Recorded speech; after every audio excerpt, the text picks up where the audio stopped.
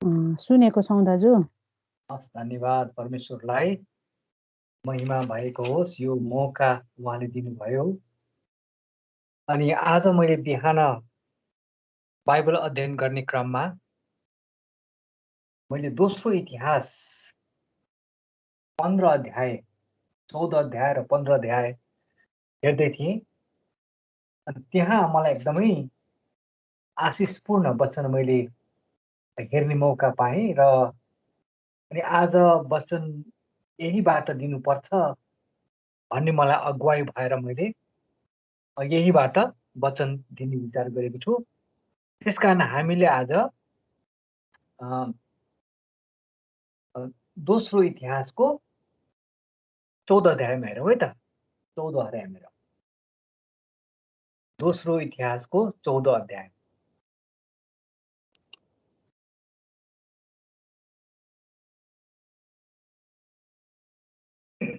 यहाँ मैले शीर्षकमा के लेखेको छु भनेदेखि राजा आशाको सफलता पछिको पतन। जब कोही पनि व्यक्ति परमेश्वरको काम गर्दाखेरि, परमेश्वरको बाटोमा हिँड्दाखेरि, परमेश्वरको धार्मिकता खोज्दै जब प्रभुको सेवामा समर्पण हुन्छ, कहिलेकाहीँ त्यो मानिसहरूमा एक प्रकारले घमण्ड आउने गर्दछ, अहम आउने गर्दछ। र त्यो व्यक्तिमा चाहिँ यति घमण्ड आउन थाल्छ कि पछि उसलाई परमेश्वरको नै आवश्यकता महसुस नभएको हामीले कहिलेकाहीँ भान पाउने गर्दछौँ।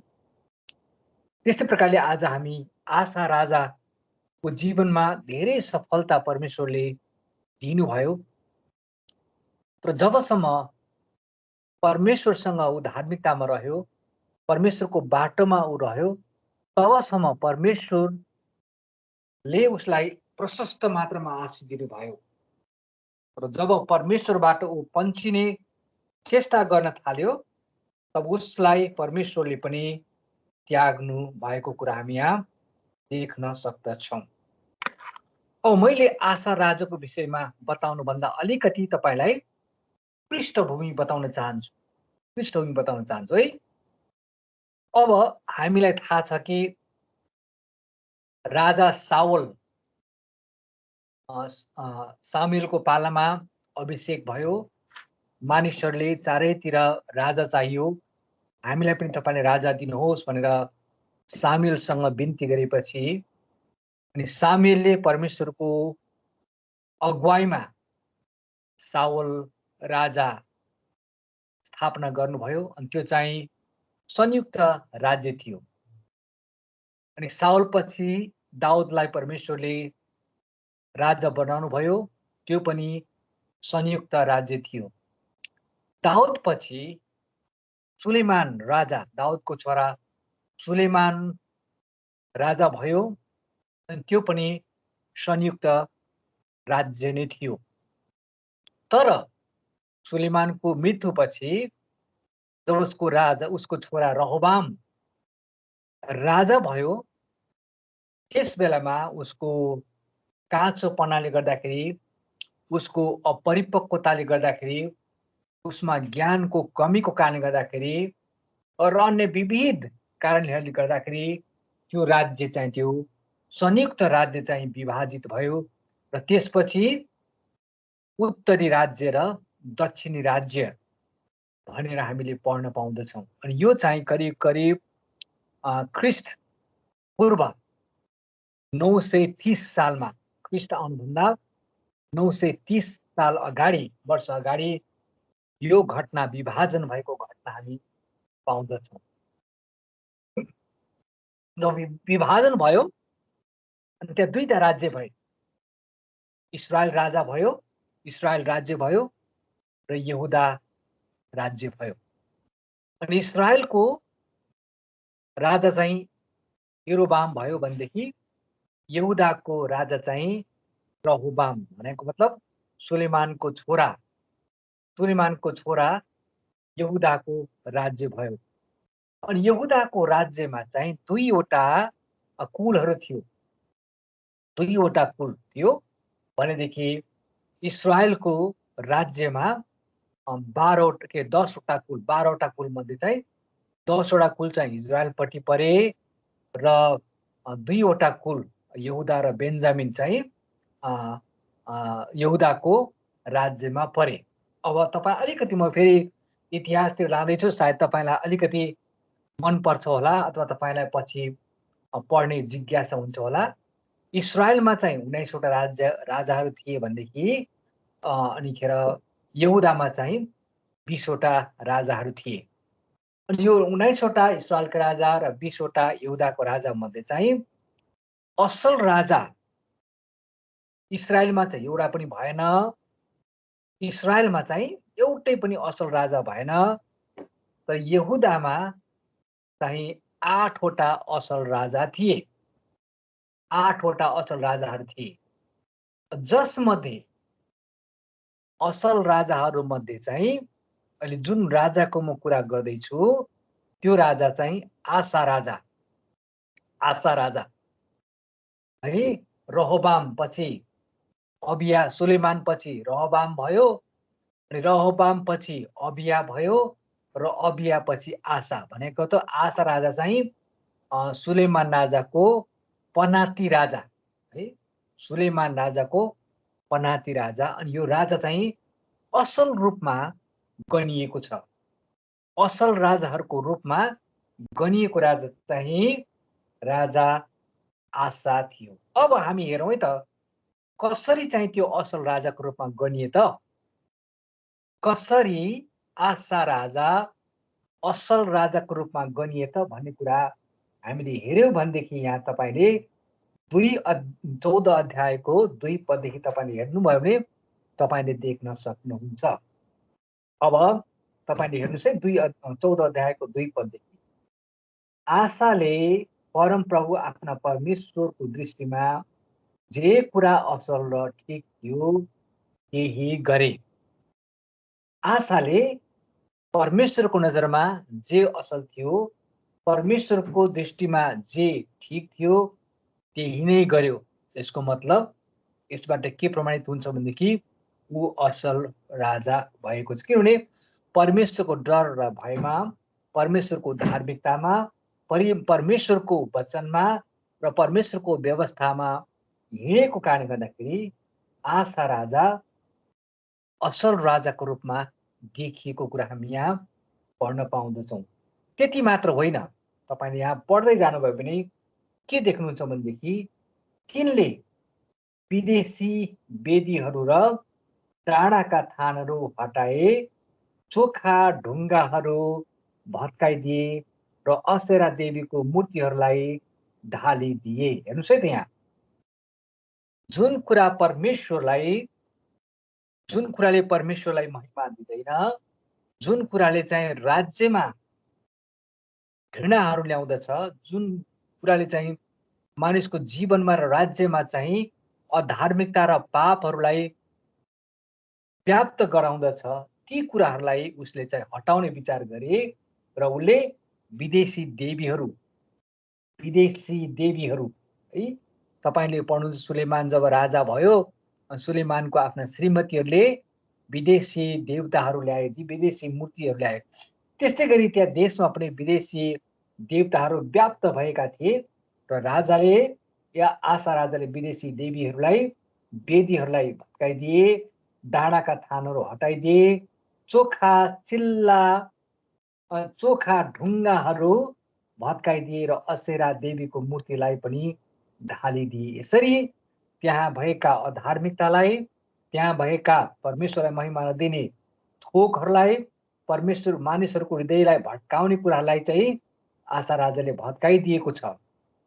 अब तिनले यहुदालाई परमप्रभु तिनीहरूका पुर्खाहरूका परमेश्वरको अगुवाई खोज्न अनि उहाँका विधि र आज्ञाहरू पालन गर्न भनी हुकुम पनि दिए। हेर्नुहोस् है यहाँ उनले गरेर पनि देखाए भनेको त मन्दिरहरू, देवीका थानहरूलाई भत्काइदिए। त्यति मात्र होइन, उसले आफ्ना देशका प्रजाहरूलाई आफ्ना पुर्खाका परमेश्वरको धार्मिकताको अगुवाई खोज्न भनी उहाँले विधि विधानहरू सिकाउन थाले, हुकुम गरे भनेर भनिएको छ।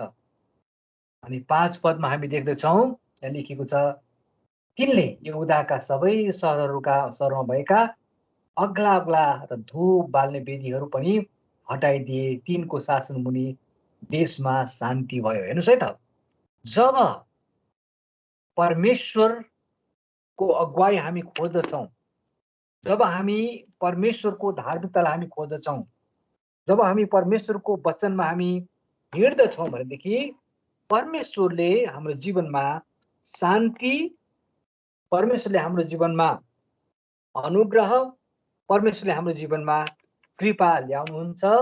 अनि हामी यहाँ देख्दछौँ कि राजा आशाको जीवनमा शान्ति ल्याएको कुरा हामी यहाँ देख्दछौँ। पछि तपाईँले हामीले हेर्दै गयो भने देख्न सक्छौँ कि उसको देशमा चाहिँ विश्राम भयो, उसको देशमा विश्राम भयो भनेको त शान्ति भयो। उसको देशमा युद्धहरू भएन, उसको देशमा मारकाटहरू भएन, उसको देशमा हत्याहरू भएन भनेर यहाँ हामी लेखिएको पाउँदछौँ। त्यति मात्र होइन, अचम्मको कुरा हामी के देख्न सक्छौँ भनेदेखि परमेश्वरको धार्मिकतालाई राख्नको लागि, परमेश्वरको धार्मिकतालाई राख्नको लागि हामी देख्दछौँ कि उसले आफ्ना हजुरआमा राजमाता, तपाईँले यो 15 अध्याय, अघि म 14 अध्यायमा हेर्दै थिएँ, अहिले तपाईँले 15 अध्यायमा हेर्नुभयो भने त्यहाँ देख्न सक्नुहुन्छ है। 15 अध्यायको तपाईँले कहाँ पढ्नुहोस् भनेदेखि 16 पदमा पढ्नुहोस् है त। आशा राजाले आफ्नी बजै माकालाई पनि राजमाताको पदबाट हटाइदिए, किनभने असेरा देवीको घिनलाग्दो मूर्ति तिनले राखेकी थिइन्। आशाले त्यो काटेर ढालिदिए र त्यसलाई धुलो पिठो पारेर किद्रोन खोल्सामा जलाइदिए। यसरी यदि हाम्रो वचनले भन्दछ नि, यदि तिम्रो एउटा आँखाले पाप गर्छ भने त्यो आँखा झिकिदेऊ, तिम्रो हातले पाप गर्छ भनेदेखि हात झिकिदेऊ। यसरी परमेश्वरको वचन चाहिँ जब आफ्ना घरानामै, उसले त अब देशका मानिसहरूको सजिलो थियो, देशका मानिसहरूलाई के अरे आदेश दिनलाई, जनताले बनाएका मन्दिरहरू भत्काउनलाई, जनताले बनाएका देवी देवताहरूलाई भत्काउनलाई सजिलो थियो।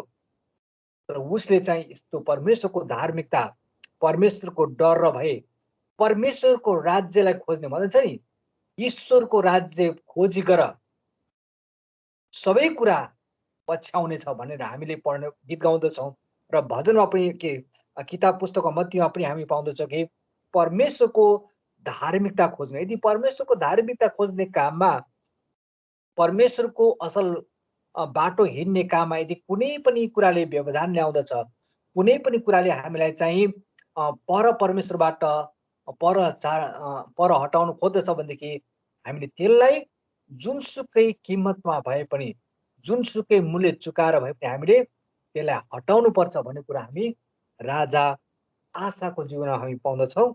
उसले आफ्नो राजमाता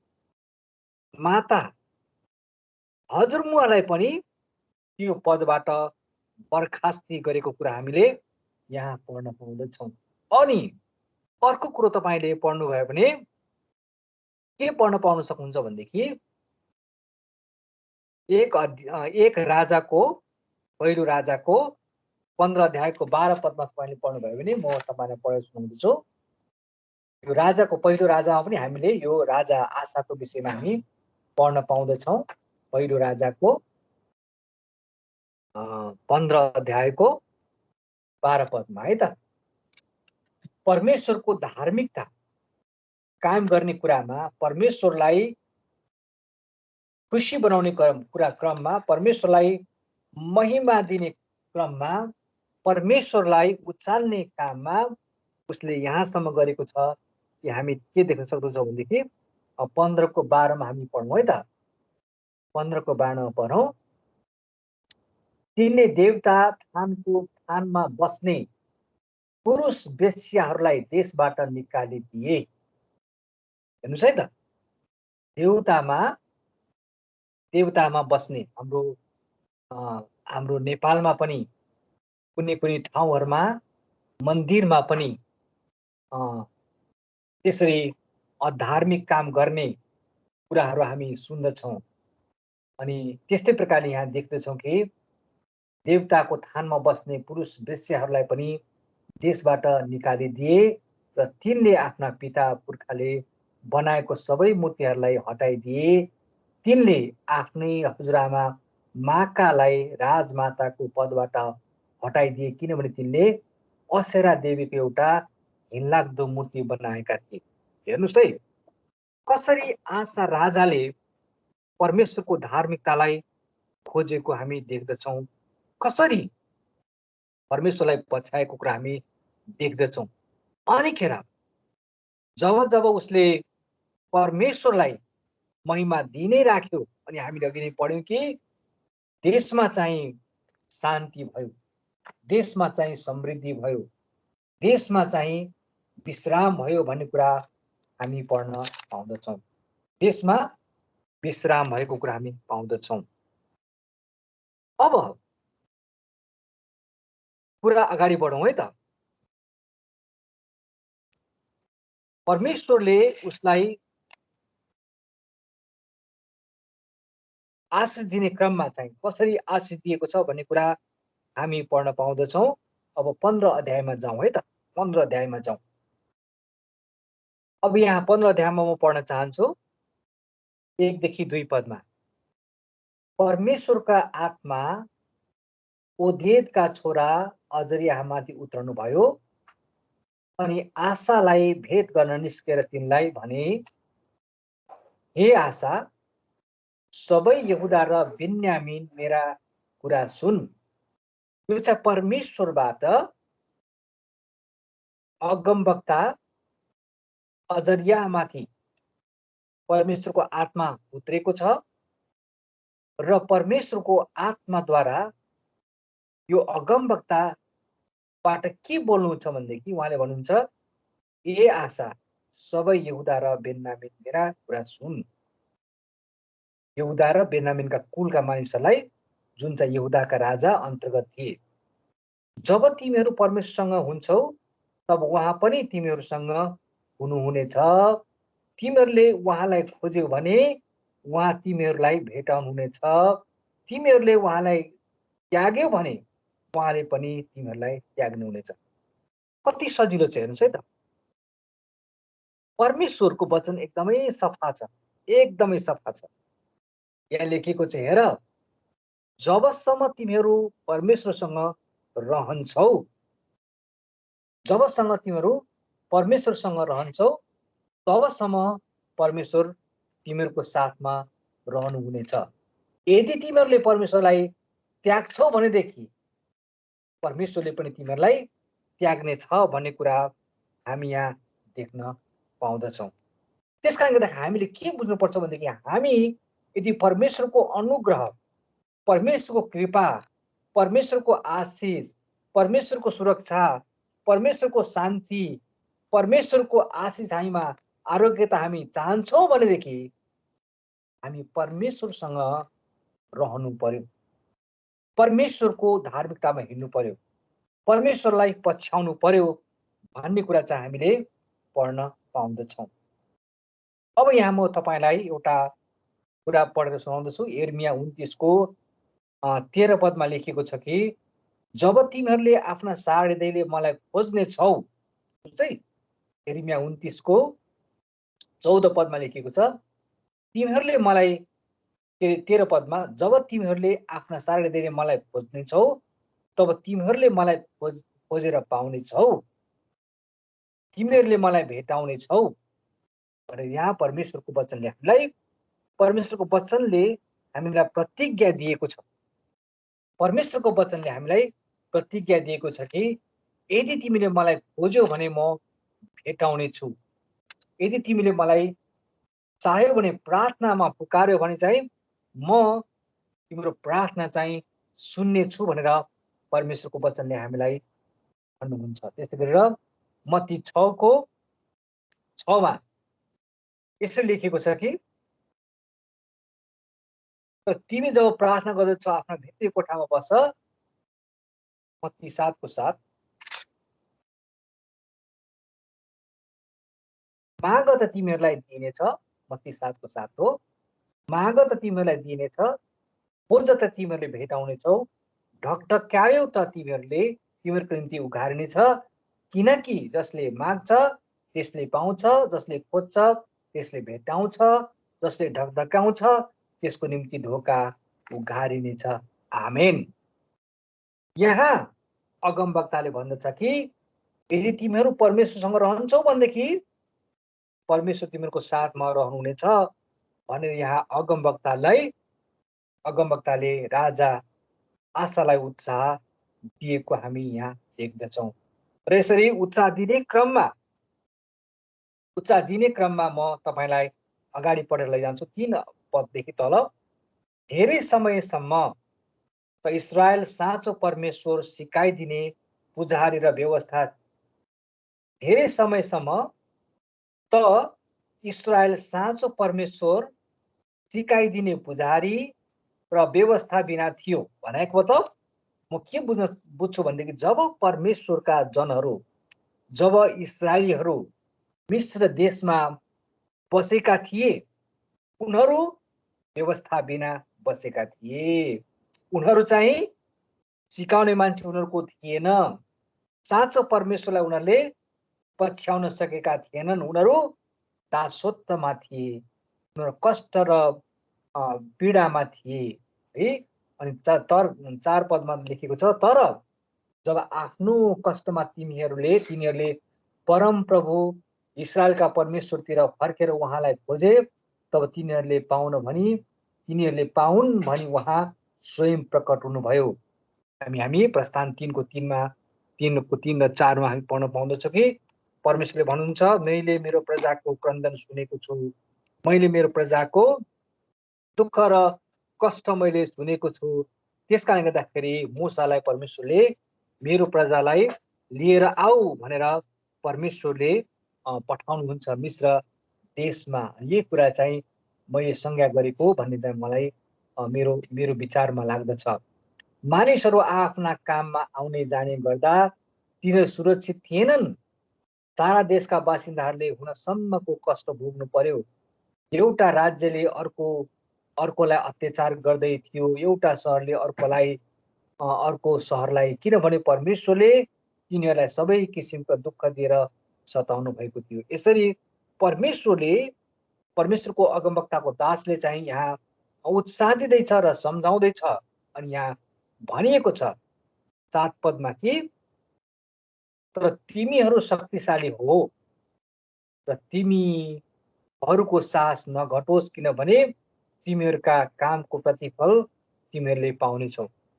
हेर, यहुदाको राजा आशा, हेर यहुदा र बिन्यामीनका कुलका मानिसहरू हो, तिमीहरू चाहिँ साहसी हो। तिमीहरू चाहिँ परमेश्वरको धार्मिकतामा हिँड।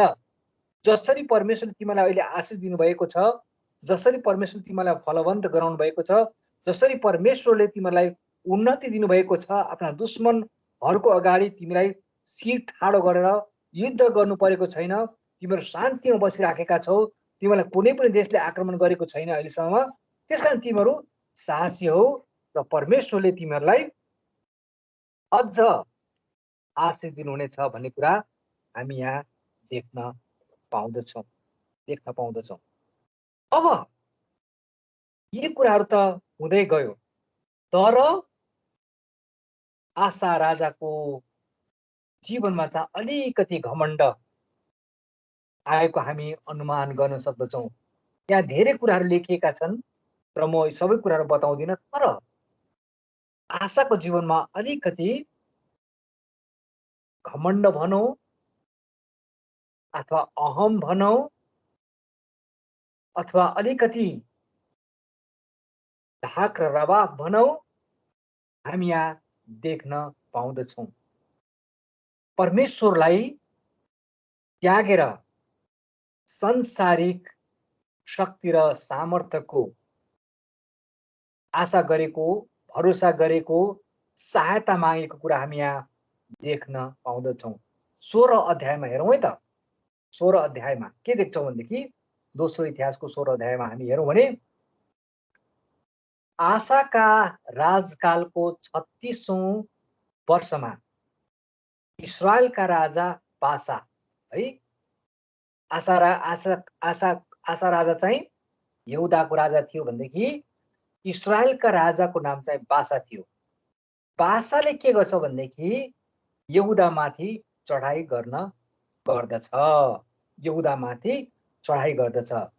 यहुदाको राजा आशाको देशमा सबै प्रवेश गर्ने ठाउँहरू रोक्न भनी बासाले रामालाई मजबुत बनाए। यसरी अब अलिकति आशा राजाको देशमा एक प्रकारको आक्रमणको महसुस भएको यहाँ हामी देख्दछौँ।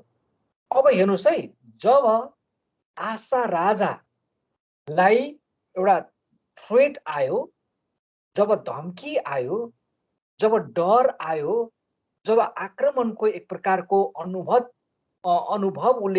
अनुभूति उसले महसुस गरिसकेपछि आशा राजाले परमेश्वरको चरणमा जानुको सट्टा परमेश्वरको अगुवाई खोज्नुको सट्टा, हेर्नुहोस् है त, अगाडि हामीले कति देखेका छौँ, उसले धेरै परमेश्वरको अगुवाई खोजेको, परमेश्वरको मन्दिरहरू के अरे देवताको मन्दिरहरू भत्काएको, परमेश्वरको धार्मिकताको लागि मानिसहरूलाई सिकाएको है, परमेश्वरको व्यवस्थामा लाग्नु पर्दछ भन्ने सबै हाम्रो पुर्खाको के अरे परमेश्वरलाई ईश्वरलाई चाहिँ हामीले पछि गरौँ र उहाँको व्यवस्था हामीले मानौँ भनेर उसले आफूले सिकाउँदैछ। र यहाँ के गर्दछ, जब बादशाह राजाले उसलाई आक्रमण गर्दछ अनि यहाँ उसले के गर्दछ, एउटा अर्कै राजासँग सन्धि गर्दछ। एउटा अर्कै राजासँग सन्धि गरेको छ। यो चाहिँ 2 पदमा हामी पढ्न पाउँदछौँ।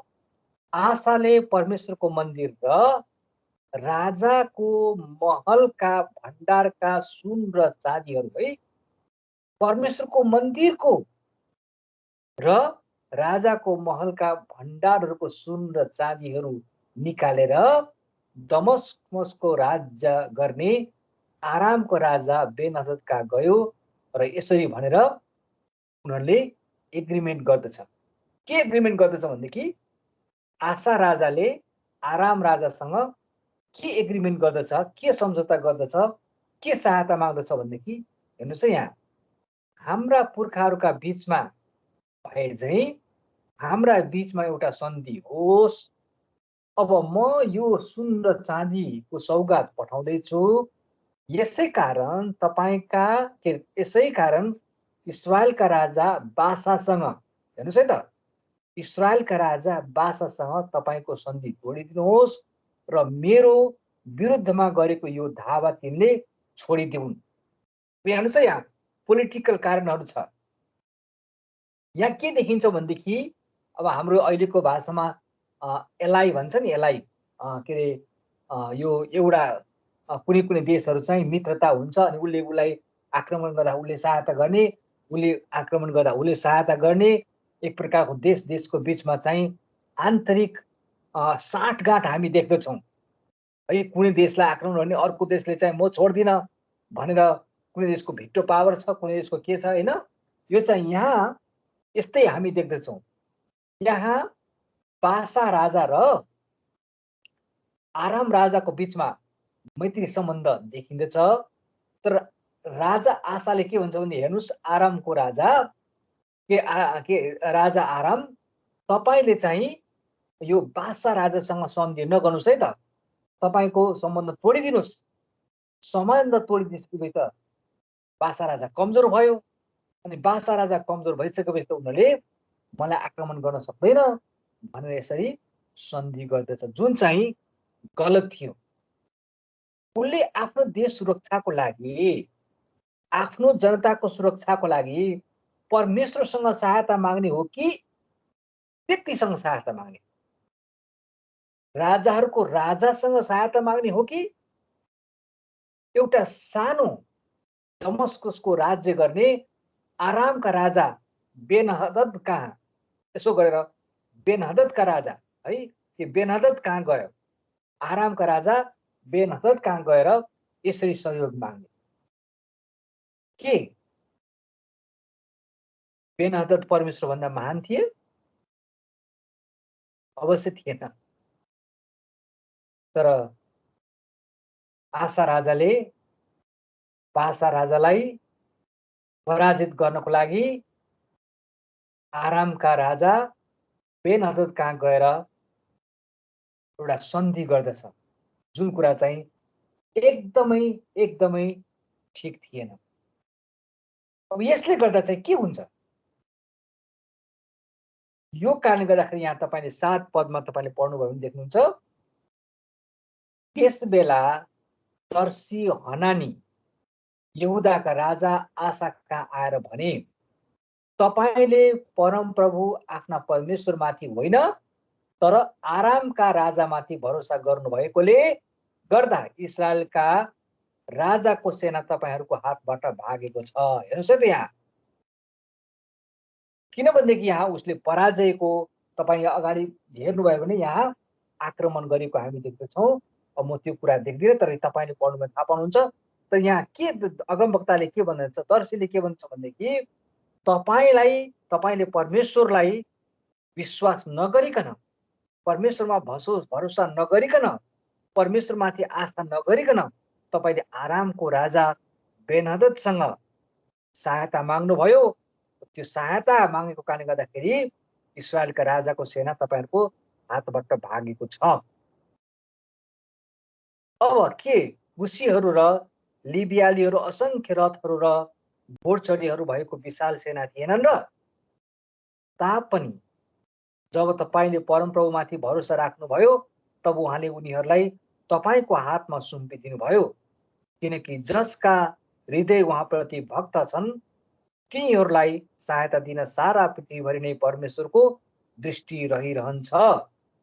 यस कुरामा तपाईँले मूर्खता गर्नुभयो। अब उपरान्त तपाईँले युद्ध गरिरहनु पर्नेछ। हेर्नुहोस् है, सजाय। हामीले अब हाम्रो हृदयलाई सोचौं, हाम्रो जीवनलाई सोचौं। हाम्रो जीवनमा पनि जब हामी परमेश्वरमा भक्तिको जीवन जिउँदछौँ, धार्मिकताको जीवन जिउँदछौँ, परमेश्वरसँग डर र भयमा हामी जिउँदछौँ, अनि परमेश्वरले हामीलाई आशीष दिनुहुन्छ, फलिफाप दिनुहुन्छ, सफलता दिनुहुन्छ। हाम्रो इसाई समाजमा हामी देख्दछौँ कि एकदमै निम्न स्तरका मानिसहरू प्रभुमा आएपछि प्रभुमा प्रशस्त आशीष पाएका कुराहरू, त्यही मानिसहरू कहिलेकाहीँ के गर्दछन्, जब आशीष पाउँदछ अनि संसारको धन र सम्पत्तिको लोभको कारणले गर्दाखेरि, धन र सम्पत्तिको मोह र मायाको कारणले गर्दाखेरि परमेश्वरलाई त्यागेर संसारको पछि लाग्ने कुरा हामी देख्दछौँ। अनि यहाँ यस्तै देखिएको छ, आशा राजा त्यत्रो महान, जसलाई परमेश्वरले प्रशस्त मात्रामा आशीष दिनुभयो, धेरै युद्धहरू जित्नलाई उहाँले सहायता गर्नुभयो, तर जब उसले परमेश्वरलाई त्यागेर राजामाथि भरोसा गर्दछ, ईश्वरमाथि भरोसा गर्न छोडेर संसारमाथि भरोसा गर्दछ, अलौकिकबाट लौकिकमा झर्दछ भनेदेखि उसले चाहिँ सजाय भोग्नु पर्नै छ। अनि यहाँ हामी देख्दछौँ दर्शी हनानीले यसरी परमेश्वरलाई क्रोध गरेको कारणले गर्दाखेरि, परमेश्वरमा विश्वास गरेको कारणले गर्दाखेरि, परमेश्वरबाट भरोसा हटाएको कारणले गर्दाखेरि यहाँ देख्दछ तपाईँले के गर्नुभयो, मूर्खता गर्नुभयो। तपाईँ राजा, तपाईँले मूर्खता गर्नुभयो। तपाईले परमप्रभु आफ्ना परमेश्वरमाथि भरोसा होइन, परमेश्वरमाथि भरोसा होइन कि तपाईले आरामका राजा माथि भरोसा गर्नुभयो। अनि के हुन्छ त्यसपछि?